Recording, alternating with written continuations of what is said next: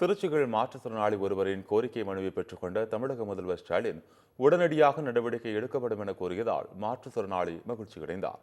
திருச்சி மாவட்டம் மணப்பாறையில் பாரத சாரண சாரணியர் வைர விழாவில் பங்கேற்ற தமிழக முதல்வர் ஸ்டாலின் திருச்சி விமான நிலையத்திற்கு வருகை தந்தார்.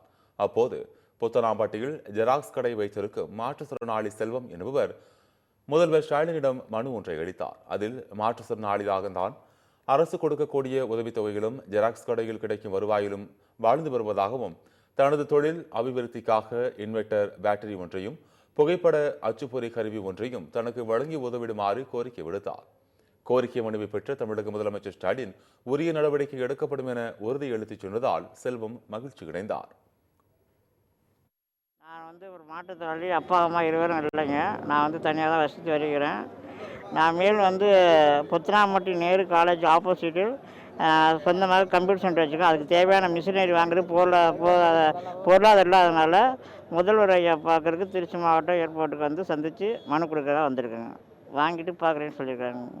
கலெக்டர்கிட்ட கொடுத்துருக்கோம். அவங்க அதுக்குள்ளே இவ்வளோ கொட்டேஷன் நாங்கள் பண்ண முடியாது, நீங்கள் லோன் தான் போட்டிருக்கணும் அப்படின்னு சொன்னாங்க. லோன் போட்டதுக்கு எனக்கு தகுதி இல்லைங்க. எனக்கு வருமானம் கிடையாது, எந்த வருமானமும் கிடையாதுங்க. அதனால் லோன் போட்டு பண்ணிக்கிங்க அப்படின்னு சொல்லியிருக்காங்க.